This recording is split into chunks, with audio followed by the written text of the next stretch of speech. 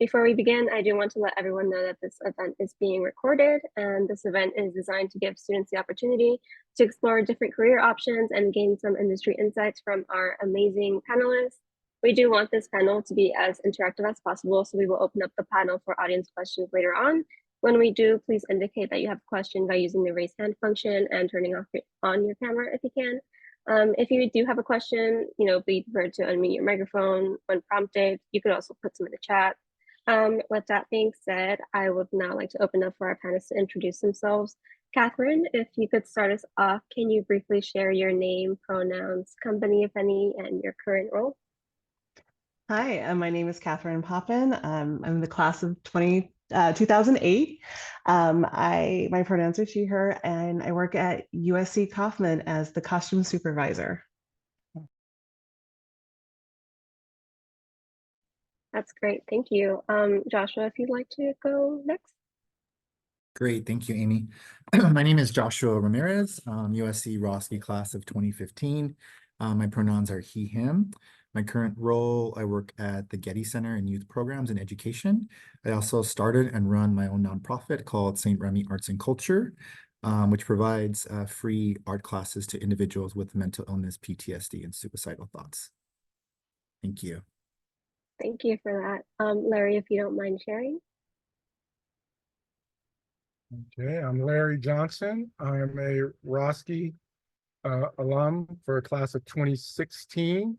Josh was an upperclassman.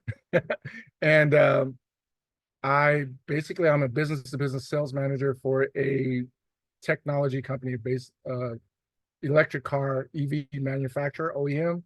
And I have my own business of consulting for brand management, partner and business development. And I got a master's from the Irving Young Academy later, which is also for innovation. And it just helps along the entrepreneurial journey and putting not only storytelling, but looking at problem solving with a user-centered design focus. Thank you. And Elise, if you could go next. Thanks, Amy. Yes, hi, my name is Elise Solberg. I'm a keyboardist, songwriter, producer, composer, and I play keys for various artists for live performances, and I'm also a producer for various artists as well. And I graduated in 2018 from the Thornton School of Music. And I'm also the founder of Turn Up Her Mic, which is a nonprofit increasing the visibility of women in live music, and also to increase the amount of women in live music as well. Thank you so much. That's so cool. Thank you all for introducing yourselves. Joshua, if you don't mind starting us off, could you tell us about your experience in the visual narrative arts industry, why you chose visual narrative arts or how you ended up there? Great, thank you, Amy. Wow, that's kind of a long story, but I'll try to make it brief. So just a little bit about myself. I'm a first-generation low-income college student with a disability, and I didn't find my visual arts. I always had an interest in arts, and coming from a low economic poor family, I didn't find my arts until my early to mid-20s. That led me to go back to school. Since I struggled with mental health challenges, went back to school. Ended up transferring to USC, where I met some amazing professors. Really just absorbed all the knowledge, and really made art, and just asked a lot of questions. It was really important. I always had a passion for bringing arts, not art therapy so much, but bringing arts, because arts, for me, was an amazing form of healing. I also decided to start my own nonprofit, St. Remy Arts and Culture, which brings art and advocacy to individuals with mental illness, PTSD, and suicidal thoughts. In addition to that, I also work at the Getty Center in youth programs. I worked my way up, in museums. Along the way, I've always had a passion for, helping at-risk or at-promise youth. I taught a lot of different classes as well. For example, I started these classes for individuals at the Braille Institute, where I taught pottery to individuals with low vision or no vision. And I started, working with the LGBTQ plus community as well, starting poetry. So I started sort of in the nonprofit sector, getting experience, working my way up. And it was very challenging, you know, working for no money, working for, you know, $15 an hour. My advice to everyone is just, you know, stay resilient, stay authentic, and stay honest. Boldly saying in this field, it's a very tight-knit community. But I learned, and I'll share with everybody, I hate like modest braggers, but I was awarded yesterday, well, actually, last week, the American Alliance for Arts Nancy Hanks award for Rising Stars. Haven't really told too many people. Sorry, my dyslexia kicked in, so I'm sorry if I mispronounced that. But that would be my advice to everyone is stay that, because it's going to pay off. Don't try not to network, you know, that will come with time, and do it naturally as well too. Also, like, be proactive as well. If you know someone, like, say for example, if you know someone, like, say for example, you see Larry Johnson's work, and, you know, shoot them an email like, hey, my name is so and so, I go to USC, can you have time for a coffee? I mean, I don't know how many times that's worked, like, you know, just being authentic and honest is my best advice. And then do what you love. Do what you love, and the money will eventually follow. Not follow right away, but it will eventually follow, as many you can attest. And then, you know, always be willing to grow and learn. That's one of the biggest things. Ask a lot of questions. Be willing to grow, be willing to learn, and don't be afraid to make mistakes. We all, you know, have different challenges, and just accept it and move forward and learn from it. You know, being in the arts is a growing community, and we need more of that. So don't be afraid to be yourselves. Don't be afraid to be honest. Don't be afraid to be authentic, and do what you love. Would be my best advice. Thank you, Amy. That's great advice, and congratulations on that award. Thank you so much. I appreciate it. Of course. Would any of our other panelists like to explain their journey with visual narrative arts?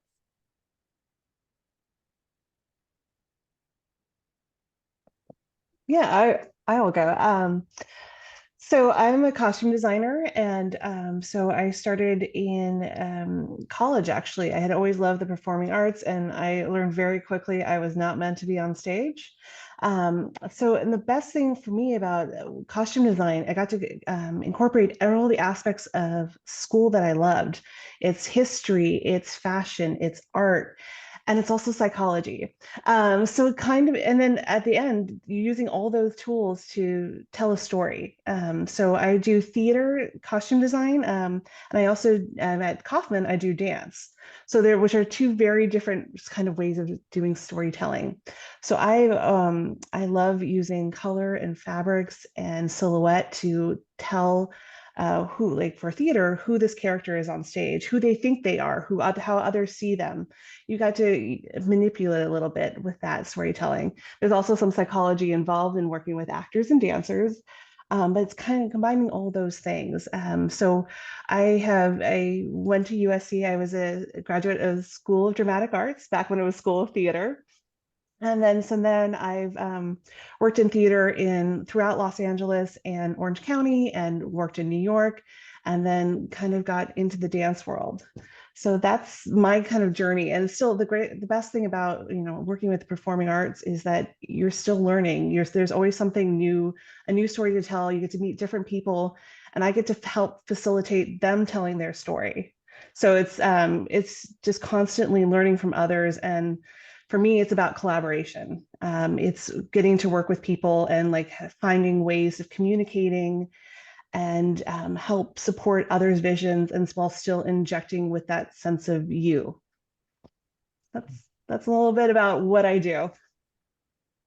That's great. Thank you for that. Elise, would you mind telling us your journey with visual narrative arts and how you ended up where you are?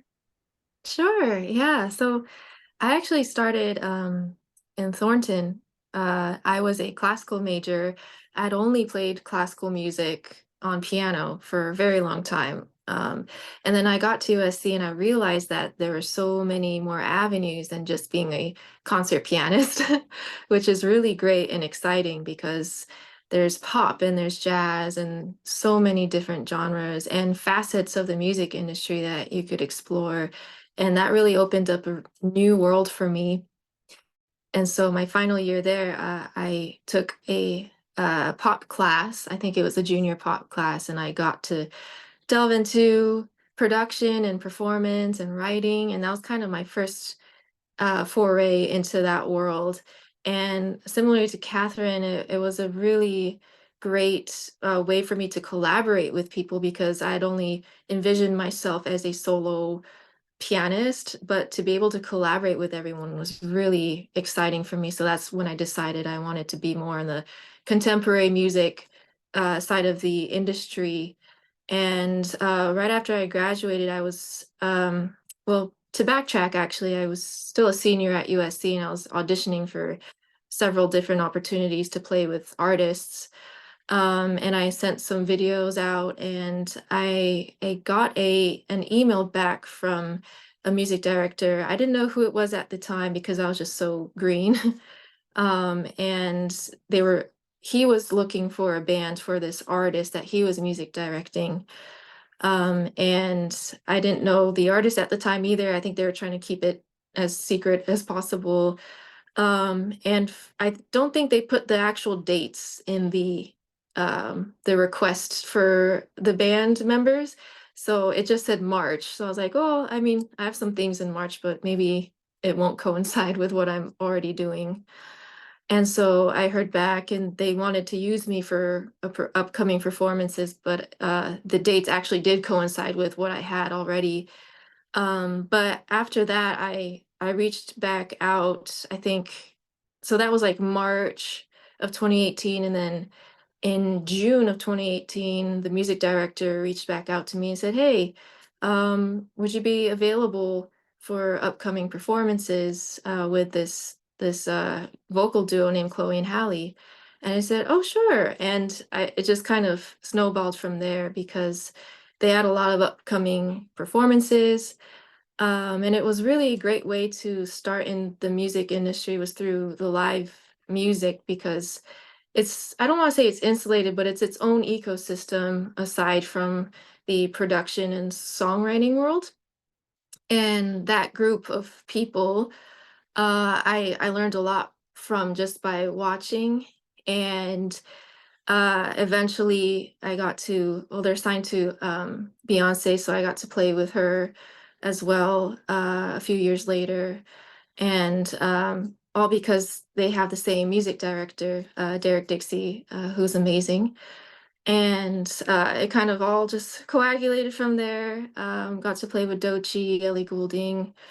But then what really excites me now too is being able to produce and songwrite as well. So all of that experience and kind of seeing the effects of music on people in real time kind of inspired me to do it in a studio setting of let's come up with something that would excite people. It has to come from within, don't want to make something that's inauthentic, but kind of making little moments in original music that you think that would excite some people. And then from there, I got introduced to this producer, Sir Nolan, and this was last year, I believe. And I got signed to his production company and his joint venture with Warner Chappell, so I'm with them now. But I'm a bit newer in that world of production, but it's really paying off, especially now that I have all this live experience. And then through the live experience, I also, to sidetrack a little bit, I realized how few women were in that world, either musicians backing artists or tour managers, sound engineers, the people that make the show happen. There are just so few women in it. And fortunately, I actually encountered several women that did that just because Chloe and Halle and Beyonce were really advocates for bringing women into the fold in terms of live music. So I got to meet them there, but there's still kind of some issues that come up in the live industry in that area. So that's why I started Turn Up Her Mic to create a mentorship program to help bring in some more women that would like to do any of the roles in live music. So that's kind of my long-winded story. I'm sorry. No worries at all. That was a lot to take in, and it sounds pretty cool from what you tell us. Larry, would you mind telling us about your journey with visual narrative arts? Sure. No, at least I think that was an excellent presentation because it identifies how the journey is not linear. It's very winding road, which is, from my experience in the narrative arts, I started painting at 12, like 11 to 12 years old. And then and really in a situation where no one around me painted. I was exposed to Renaissance art through public education, and which in a very rare situation, being in a gifted program in the inner city of Los Angeles. I literally grew up about 2 or 3 miles east of USC. So being in a community that was not readily exposed to art, I had some great teachers in the public school system that exposed me to classical music, classical Renaissance art, all of those things. So I picked it up one day being at home watching Bob Ross, right? And I'm like, oh, painting, that's cool. And so I went to the local Five and Dime and bought I think it was maybe $6 at the Five and Dime store, paint set, and painted on the back of a checkerboard. And my mom took it and showed some of my teachers. And it just so happens that the music teacher at my school, her and her son were taking art classes, but they weren't attending. So they felt like they were wasting their money. So they gave me their supplies. That was the beginning of my painting journey. But of course, growing up in the city, being a young man, growing up inner city, I got caught up in everything that's inner city, like chasing girls, playing sports, everything but painting, and left and went to the military. And while I was overseas, I picked up a paintbrush again, painting. Then I come back from the military and life takes over again. It wasn't until I went back after a very long career, 20-year career in graphic design and advertising, right? So my career was telling stories. My career was interpreting ideas and concepts into graphics and marketing pieces, from a concept to a tangible printed piece or billboard. I worked in motion picture advertising. I worked in aerospace marketing and presentation. So all of the graphic design tools that you could think of, everything, Adobe Creative, whatever, Microsoft, the whole software thing. And then being laid off from Boeing and saying, okay, I'm at age 42, 43, and starting over all over again wasn't really a good thing. I couldn't go back to the bottom. And then people looked at the experience and said, well, you're very experienced, but you don't have a degree. I'm like, really? Wow. Okay, so all I need is a degree. That's what I need to get a job, which was my primary focus, was just getting a job. And when I got back to USC, went to junior college at Southwest, took some art classes because they were, extra credit and they were fillers. And then it's like I woke up again and the real me came out. The graphic design was telling other people's story, turning their ideas into concept. When I was in the military, I was a linguist, an interpreter. So I was always interpreting someone else's idea in one shape or the other. So when I started painting, my story started to come out. And then it just started pouring out. And so when I got into USC and Roski, I became a fine art student, and every form of media that I could think of, with the exception of graphic design, I took a graphic design course, was about telling stories. Video, paint, sculpture, everything had to have a story to it. Everything meant something. And so as an artist, having had a journey, because I'm entering this at age 43, because I think I graduated from USC at 45. So at age 40, there was so much to tell. There was so much stories to tell. There was so much art bottled up that I lived a life. I've been overseas, several other countries, raised a family, grew up in South Central, lived through the gang warfare, lived through the drug era, lived through military, and all these things I lived through. So getting into using art to tell my story, I'd written a poetry book. So this was just something that just happened organically. And that was what the trail that I got set on. And then the journey has been, okay, I'm doing something that makes me feel good, but in the commercial realm, it's not necessarily what people are buying in terms of art. So you make a living, you got to do something to make a living. So I went back to work as I do now, using my degree to open up new avenues for myself. I've been an entrepreneur. So now I have an understanding of why what I'm doing was working.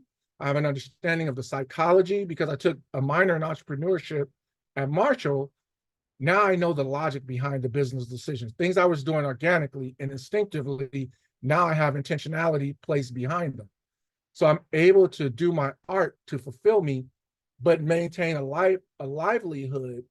So I don't have to compromise the art that I'm making for the sake of eating. I didn't have to make commercial art because I could always do graphic design. I could pick up a gig doing advertising for somebody tomorrow or a marketing campaign, and then I could use art, but it's with a lot more intentionality, a lot more of awareness of color, tone, value, symbolism, and knowing why it works, not just from a graphic design standpoint, from the visual appearance, from the storytelling.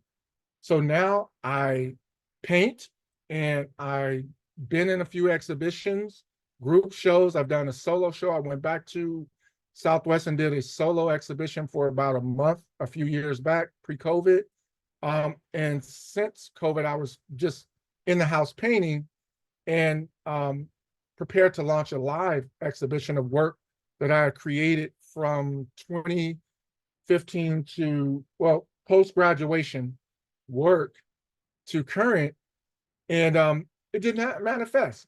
So not to be undone, having the business acumen, having that entrepreneurial streak, how do I get this out without having the finances to book a space, without having that close connection with my peers or former peers to go see them, to see what they're doing, which, by the way, if you have a network, keep it alive. I spend most of my time helping other people in their network, but I went online and did a virtual exhibition. So I have that link. So it's like I get to show all the work without the expense of booking a space, mounting the paintings, and doing it. So it's finding creative ways. So my education taught me how to be creative in my creativity, if that makes any sense to anyone.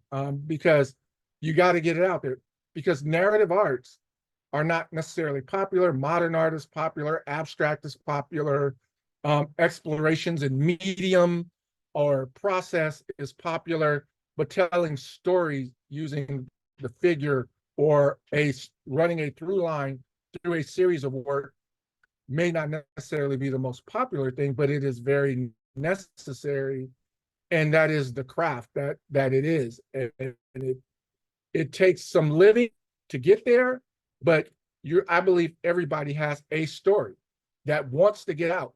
And these different mediums they're just tools. They're just tools to get your story out if you're willing to tell it. Thank you so much. That is, wow, what a dream that you've been through.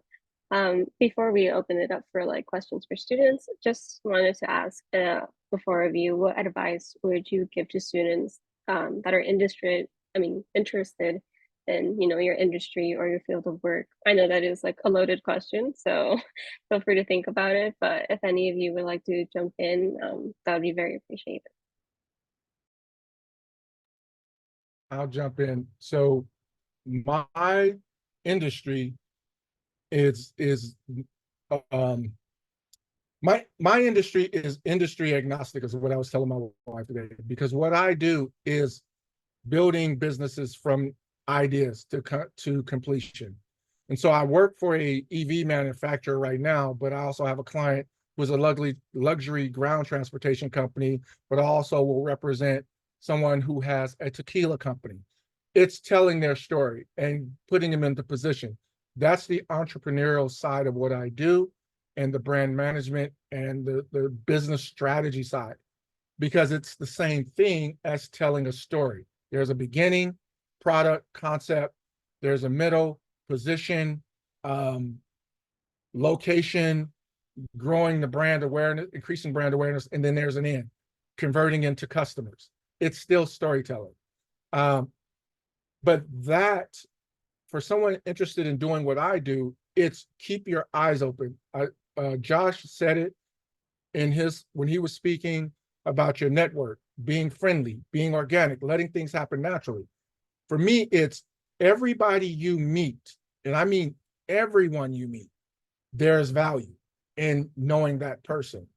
They have a journey, they have a history, they have a network, they have connections that you don't have, they have knowledge that you can incorporate into what you have to offer, and you lean on that. And then when someone comes to you for help or problem solving, you have an answer because you met somebody who knew something about that. So once you grab that network, you grab contact, whether it's a business card, like it used to be business card, or social media link, or LinkedIn, which is excellent. Grab hold to it, hold on to it. Every blue moon, check in on them, because if you're out here trying to thrive as an entrepreneur, your network is your net worth. You hear that in Marshall all the time, but those are your resources. Those are the tools you have. It's not about how much money or investment capital you have. It's can you get a job done from an idea to execution? And sometimes that execution is done through a friend or a colleague or who could come in and help you out for a little bit because you don't have all that much money. If you have a $20 million, you could spend and you could buy it, but it's really not you executing, it's your money executing. And that may not be as fulfilling for an artist as it is to see something going from nothing to something. Thank you. Would anyone else like to jump in? I can build off what Larry said. Well said, Larry. I think not much more you can add to that, but I think the one thing is that I learned, I think a lot of people of color, low-income people can understand like having low confidence or not knowing your value. So I think the one thing is understanding your value, your own personal value, and then also valuing your labor and your knowledge, which I didn't learn till much later. So I think that's one thing. And then also like trying to protect yourself as well too. It can be working in these environments can be challenging in a lot of different ways. It's a lot of different moving parts. Hopefully no one's listening. A lot of egos, a lot of different things you have to deal with, a lot of personalities. But you know, understanding your value your labor. And then the main thing is like find a good mentor, like find someone who understands you and that you can text and what do I do here? Or because I, you know, coming in, like I had no idea what to do. I'm just this low-income kid. I was homeless as a teen. I mean, I share this story, I'm not embarrassed, but the first time I ever walked on USC campus, my father had a mental emotional breakdown and we were collecting cans to recycle for gas money. And then 10 years later, I was there on a full scholarship.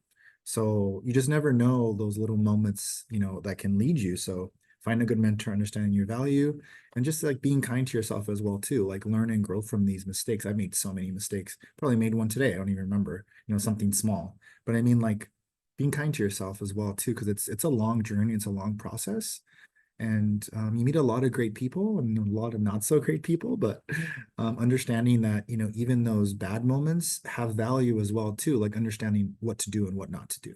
Because I worked in galleries. I worked in, you know, different situations, and you know, understanding all those situations have value. I don't know if you all can understand that too, but you know, just guess that's the last I want to say. And I'll I pass get it on you. to Thank someone else. you. Yeah, of course. Thank you so much. Catherine and Elise, do you have any sort of advice that you'd like to give to students? Sure. I mean, I think Larry and Josh put it greatly. For my career, I can kind of trace back every single job I had to a connection at USC, and it wasn't a faculty member, it was a staff member. And because of her recommendation, that kind of spurred the most of my career and all the opportunities I've had. So once again, you never know where that opportunity is going to come from, where that connection is going to come from. So just always be aware of everyone in the room. I think, as Larry put it, the connections you make are so important, and it's not always the obvious. And then I would also say, like, you know, use your time at university. Like, don't be afraid to fail and experiment and try different things. That's also what makes you a good storyteller, by taking those risks. I kind of go into the mantra, nothing I'm doing is going to be my opus. You know, there's always something to learn and grow from what you're doing. And don't put that pressure on yourself that it has to be a masterpiece, because then you'll find unexpected things in the process of creation. Yeah, and on a practical side, my third bit of advice would be have something you can fall back in the slow times. I learned medical billing, and that in the early part of my career, when I was between gigs, I was working in a work comp office doing medical billing, and that kept me going. And then as I was able, you know, I luckily got to walk away with it. And then I just think I'm so incredibly lucky to be working in the arts full time. It's to me that's the big success. But it's also none of that would have been possible without having something to get me through the mean times. So whatever that is, and don't, you know, you're not a failure if you have to, like, if you can't do art full time. But I mean, if that's a little circular talking, but if that all makes sense. I'm sure it does. It does to me at least. Elise, is there anything that you'd like to add on or share? No worries if no. Sure. Yeah, I think everyone really hit it on the nail with the advice. I would say that I think the through line for a lot of the advice is the resilience to keep going, especially in the arts. It's definitely a long journey. And so what I would say is that you have to be okay with being told no many times. And because let's say you're making songs, you're making records, you could show it to someone that's you think is really important in the industry and they might not like it. Not only that, they might not even be in the mood to listen to it that day. They might be going through something that would kind of prevent them from liking that song in that very moment. But regardless, it might take 100 different no's to get to the A&R or the manager or whoever that really likes it and says, you know what, this is perfect for this artist or perfect for this film, or if you're into sync licensing. So I think just getting really used to that, even though it's really uncomfortable the first couple of times, is really key. And also on a practical note, especially if you're in the record business, to get a lawyer, I think that it is imperative because even though I did go to college, like looking at a contract, it has a bunch of legalese and terms that kind of fly over my head. And I think if you didn't study law, there's some things like you might be able to understand the premise of the contract or what it's really about, but there might be some hidden terms in there. So I would say just be on the safe side and get a lawyer. And I tell everybody that just because you never know with different types of language that they use especially for publishing or especially recording deals. So that would just be my advice. That's some pretty solid advice. We want to give our attendees an opportunity to ask questions. So as I explained earlier, please use your raise hand function on Zoom or type your question in the chat. And if you are asking a question, please be prepared to unmute your microphone when prompted so you could ask your questions. So questions available. If not, I have some more I could ask. Yes, Jonathan. Well, this might just be for Larry. I'm curious to ask, coming from the military, did you find that that's trying to make a space within the creative industry, was that easier, or did that make it more challenging because it's maybe there's stipulations or people that have perceptions of those coming from a non-creative background, or did it help or did it hurt? And if it did hurt, how did you kind of overcome those obstacles? You hit the nail on the head. Perceptions, right? Perceptions of a veteran it's a double-edged sword. People give you a certain amount of respect by default, right? You served in the country, respect you, thank you for your service. You're gonna get that. But they don't think you have anything to offer in a creative vein. They think they understand that you know how to follow orders, they understand that you know regimen. There's so many myths about military service members positive and negative. But when you think of creativity, that's not the first thing that comes to your mind. You think regimented, you think strict. One of the things about my military service, one of the reasons I exited the Navy was because of the conformity and the restrictions that are placed on you, right? You could only wear your hair a certain way. You could only wear a certain type of clothing from 7 a.m. to 4 p.m.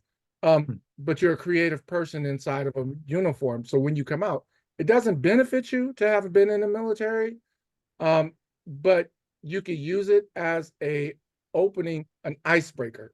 And that's part of the entrepreneurial mindset you have to have. Whatever you need to break the ice. And if somebody's saying, if I'm wearing a Navy thing on the back of my car, bumper sticker or whatever, somebody will talk to me. And eventually, if we spend enough time, they'll find out I'm an artist. Being African-American, so Josh knows me, I'm 6'3", 260, 75 pounds. You don't think of me as an artist just off the top, right? Right off the rip, you don't see artist. You see athlete. And then you say, okay, well, he's not an athlete because I'm going to tell you I'm not an athlete anymore. You see, well, he was an athlete. Oh, you were in the military, but that's part of the story. I have a very diverse story with a extremely windy journey, and I'm telling it through my art. So if you talk to me long enough, you'll go, oh, you're an artist. Now you're curious about what is the art about. Larry, didn't you get questions all the time, even like, are you an artist? You're like, no, I'm in my 40s. Well, no, sorry, an artist. Yeah, I'm on a football you're like, team. I'm in my 40s. Yeah, no. Are you here on a football scholarship? You're like, dude, I'm in Yeah. my 40s. I'm an art student. My first day on the campus at USC was hilarious. Yeah, mine too. I had a cart, a little rolling hand cart full of artwork that I had did in junior college that I'm dragging around the campus because I'm going to these different places because I had to get interviewed Yeah, to get placement in my to see what level painting I would enter. Ruth Weisberg put me in painting 101. But there's a family that asked me, said, are you here on a football scholarship? And I looked at them like they were crazy. I'm like, no, I'm here on, I'm in the School of Fine Arts. They're like, what? And I'm like, yeah. And they're like, oh, okay. And and then a rugby coach tried to recruit me for the team club rugby. I'm like, no, I'm not doing that. So yeah, so you're gonna get over the perceptions. Every one of us, people see us, they have a perception that they want to put you in. Josh said it, people of color, women, anything that is perceived to be other, there is oh, you must be this. So as an artist, you have to create your voice to tell your story because nobody's going to listen unless you articulate it. They're not going to presume you're an artist. Kind of a follow on to that. How do you kind of get over imposter syndrome potentially? I'm also leaving that coming from the Air Force after a decade. So it's I'm no more passionate for this area, but I don't have like the formal background. And I know I'm building it up to the active projects and everything, but it still feels like I'm just sort of kind of going through those motions. Not to say like I'm a creative, but like I can maybe support creative to work in that. But how do you, I mean, for anyone in general, how do you overcome that sense of maybe imposter syndrome or just feel a sense of that belonging? Yes, this is, you know, my thing. I can have my criticism, my self-doubt, but this is my path. Somebody else, I can answer, but let somebody else take a whack at it. I can sort of answer that. You sort of never do. I think, you know, you sort of like walk around, you're like, I remember I can echo some, which I won't share here because it's just not appropriate, but some pretty interesting stories of USC students. I can attest that a lot of the USC campus has changed. So I think, you know, Larry and I are part of the class that really broke a lot of barriers, but a lot of times too, I would walk in and they would just assume like I'm a diversity someone or, you know, or just someone that just got in that, you know, they had to like sort of give an opportunity to. And then, you know, our class, they would figure out, or the class, oh, this kid is smart. And they would, you know, like ask me a bunch of questions and outside class, like I didn't exist. So like, I think too, like I said, value your knowledge, but also like understanding that you are worth something and that people can't make you feel any less. So understanding that you're there for a reason. Like USC saw something in you, you know, that, you know, thousands of other people, you know, that they didn't see in thousands of other people. So you're there for a reason and you offer value. I had one teacher tell me, Patrick Jackson, who's a very pretty famous sculptor, and other people, you know, you reinvigorated, you know, my love of teaching, because students here just want to come in and just be on their phones. And, you know, and I asked him like, hey, can I learn more? He's like, do you want to learn more? Like, is there anything else I could read? Like, it's like, you want to read more? I'm like, yeah, here's this. He still remembers to this day that I would ask him.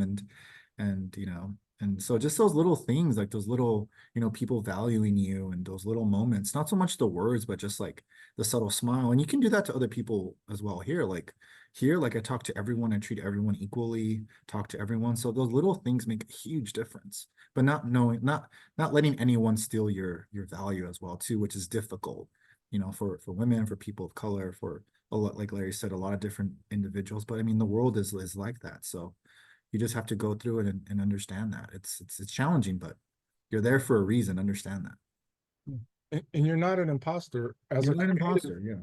As a creative, there is the thing about being a creative is there is no one singular type of creative. A doctor is a doctor, right? A doctor is a doctor. You go to school, you study medicine, you lose sleep, you go through residency, you get your degree, you get your certification, you're a doctor. A creative, there's no point in which you begin and there's no point in which your journey ends.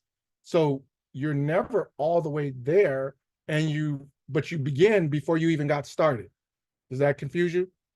So you're not an imposter. You are. And the fact that you are asking the question, am I a real creative, is truth, and that you're on that journey, and that says that you are a creative because you're asking a question. You didn't doubt that you were an airman when you were in the Air Force. You wouldn't doubt that you were a lawyer if you passed the bar. But the degrees are there. The degrees are great, that we get a fine art degree or BA or BFA or MFA. That certifies that you took some classes. But what defines you as an artist is the fact that you make art, and that you are going to make art.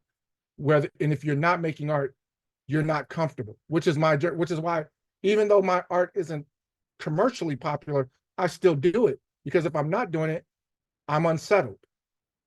And I went years of being unsettled, and the life that I lived when I wasn't making art versus the life that I live when I'm making art is night and day in terms of my peace, my behavior, my sense of self-worth and validation. So the fact that you make art makes you a creative, makes you an artist, whatever your art is. I was going to add one tiny thing. I don't want to take too much. I want to let other people talk too, but there's a great organization that I work with my nonprofit called vetart.org, and they work with veterans. And I work with veterans as well too, like bringing arts. So it's called trauma informed like workshops. I do that in my session as well too. If you ever want to reach out, I can put it in the chat. It's an organization that reaches out to vets, and they make art, and it's all free. So you don't have to pay for any of that. I can put that in the chat. Cool. Thank you both. Yeah, of course. Thank you for that. Do any other people in the audience have any questions?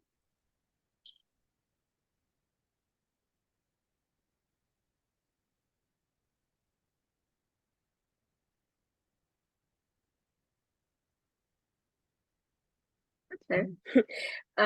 To just kind of keep the conversation going, I was wondering, for each of you, how do you show storytelling within your work? Since, you know, there is such quite a diversity of creatives in this panel.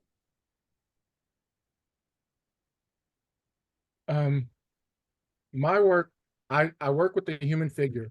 If you could look behind me, that's a piece that I did called Waiting for Justice. I start with a question or a position. Literally, I take a position on a thought, an issue, and then I go, how do I articulate this position is my question. And then I go, what answers that question? So it's like I'm asking a question and answering a question within a frame, like on a canvas. I have the dimensions and whatever, and I was like, for some kind of way, and I got to draw you in and start a conversation. So the asking is the beginning of a conversation, and then the answering is my position on the conversation, and welcoming somebody to have a different position, right? That's how I get into the storytelling format. So if it's about history, the issues that are of concern for me, history, justice, humanity, love, relationships, things that influence me and a culture. Majority of my work is African American centered, but focusing in when I'm just doing a figure study, even that has to tell a story. I don't paint just a figure just to have a figure on a canvas. That figure has to be doing something. I have to tell a story. So for me, through oil painting, it's let's have a conversation, and I want to tell you a little story. I want to capture a moment in somebody's life that you go curious, what's the rest of the story? That's a really good answer. I like that. Catherine, I know you also mentioned as well that you like to include, well, that costume design includes a lot of storytelling in itself, whether it's like through historical clothes, silhouettes and stuff. Is there anything else that you'd like to add on to that? Well, in terms of theater, I mean, the most important aspect of the storytelling is the script, right? There's, as a designer, there's a little bit of sometimes a want like to put your own stamp or do certain things, but at the end of the day, it has to go back and support what the text is, what the characters, what you're trying to say. So the message is the most important thing. And then it's for me, I always think about my role is just to kind of guide the audience, to help fill in the backstory, because we use, with our eyes, we generally, you see someone, you make assumptions. And I think it's interesting, like going back to what like Larry was talking about, like the assumptions were made about him. But that's an interesting thing to play with character. Do we play on those assumptions? Do we, what in my job is to like fill in that story and get the audience to see a character a certain way. And then, things with history are included, but it's silhouette, you're playing with emotional feelings by seeing color, by seeing, is a silhouette, is it full of strong geometric lines? Is there softness? Is there flow? All those things that we all make snap judgments. So it's a little fun to get to play and skew with those things, or just use them as tools to get to a brief shorthand to talk about a character. Yeah, I get that. That's really cool. Elise, I know that you are a little bit different in the terms that you work within music. So I'm kind of curious as to how storytelling comes through your kinds of field of work. Yeah, it's a great question. I think it kind of channels itself in a different way. In making songs and records, I think that if your role is a producer, you really want to listen to what the artist or whoever's writing in the room, what story they want to tell through the song, and how that song and the lyrics can be uh, showcased through some of the music that's behind it. And there kind of needs to be a decision of where the music is going to go based on that. So how fast is the song? What's the instrumentation of the song? Like, is there more, I don't want to say artificial sound like synthesis versus like more organic instruments like, a bass, a piano, guitar. And those kinds of decisions would really shape the narrative of the song too, and where the arc of the story is going.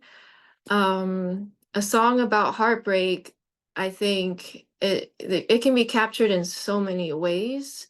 I think the more sentimental way of conveying that would be like a ballad with more acoustic instruments, but sometimes what's interesting is to bring in more um, just interesting production elements in terms of sounds that are sampled or that things of that sort, to kind of contradict or like making it an up tempo instead of like a sad, just really slow song.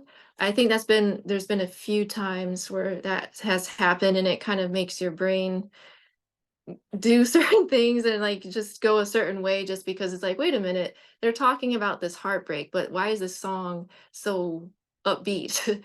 So it's kind of interesting how those two can intertwine, and also vice versa. Sometimes you're in the room and you start playing a progression of chords or harmonies, and then the writer gets influenced by that, and then they start kind of visualizing a story. So it's kind of interesting where either the songwriter is like, this is what I'm going through, and it'd be interesting to do a song that's like this or have a concept in their mind, versus a lot of the times too, I just kind of sit down and play, and they start thinking, oh wow, this makes me feel something, and then they go back into their memory banks, because sometimes songwriters have songs already in their heads, and it's like, oh, they just needed an outlet to convey that story. It's like, oh, that's perfect because I already had this concept, and this is kind of the vibe of the concept. So it is kind of interesting because there's no one way to convey a story or correct way,